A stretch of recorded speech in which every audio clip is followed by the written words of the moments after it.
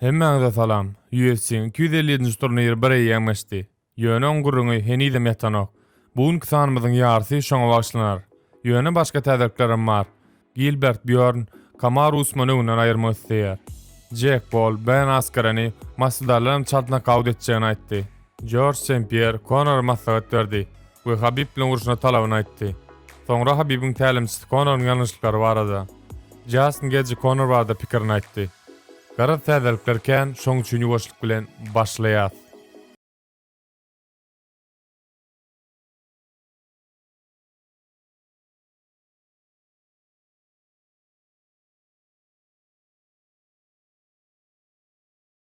Gilbert Burns, Kamaru Usman bilen guşaw üçin 10-njy fevralda duşýar. We belçimiz ýaly olar bir-birini öňden tanaýar. Öňler bile turgunlaşýardy. Biz Usman bilen 7 ýylyň içinde 200 owal sparring geçirdik. Görüşde we grapplingde. Biz bir-birimizi gowy tanaýar. Ol meniň üçin gowy sparring ýoldaş bolupdy. Ýöne guşaw üçin uruşda başgaça bolar. Men ol barada köp zady bilýän. Olam men barada. Men oktogona çykmanyna kawd etjek bolar. Biz şondan bir-birimizi gowy tanaýar. Haçan ol MMA-ye geçenne biz köp zady öwrendik. Ýöne soňra biz diňe bir sparring däl hakyky uruşýar bolupdy. Men Kamaru bilen şeýle köp uruşdum. Özüm mut. Onu näme sebäpden guşaw üçin uruşmaly däldi. Guşaw üçin uruşda turgunlaryň sparring geçiren ýagdaý argawat delýär. Birinji bilen kelle gelýäni TJ Dillashaw bilen Cody Garbrandt. Cody mundan peýdalanyp bilmedi we iki dakna kawd ötdi. Ýöne Burns mundan peýdalanyp bilermi? Eger olaryň bile turgunlaşan bolsalar, onu olar deňrak ýagdaýda bolmaly. Sebäbi hiç kim sparringi özüne ejidine geçirmeýär. Bu ýerde Kamaru Usmana ulusyna garaşýar. Jake Paul, men boks bilen 2 ýyl bergiziklanýan. Şonda da beni Jorge Masvidal'ın öňüne kawda ödermek isleýän. Bu MMA-da kolonlar boks bilýän öýtýärler.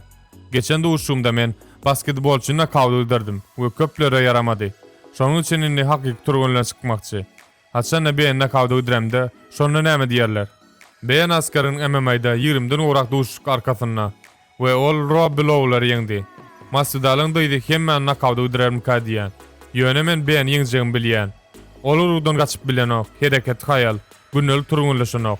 Ýöne men onu sylaýan, sebäbi ol duşuga ýekedak razy bolan. Conor aranda meň ýeňlişim azdydy.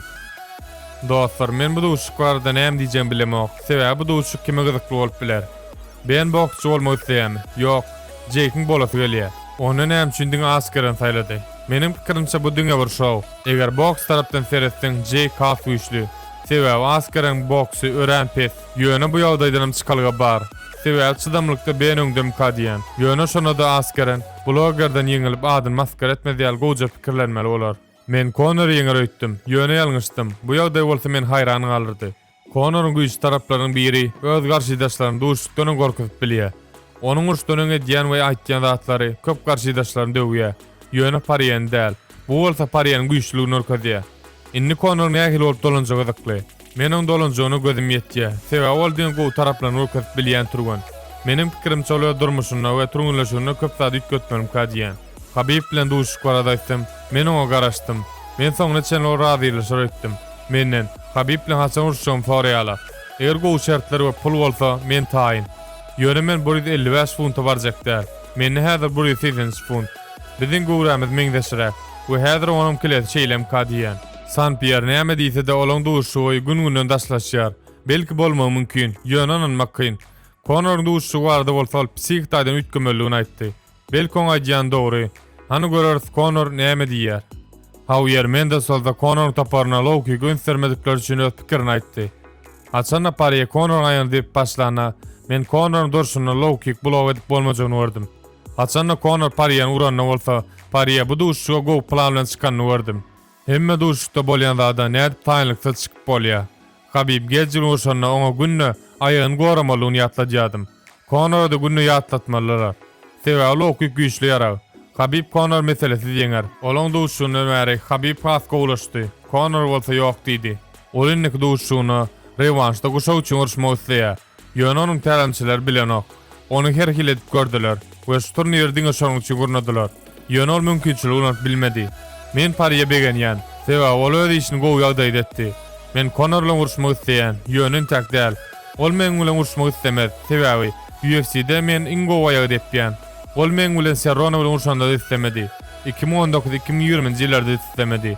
Men Dustin Poirier bilen uçmak isleýän. Sebäbi Habib hata almasaň ol birinjilikde dur diýdi. Menim pikirimçe Oliveira Poirier bilen oýmaly. Gejin wata Chandler bilen. Ýöne Poirier bilen McGregor rewanş vermekler mümkin.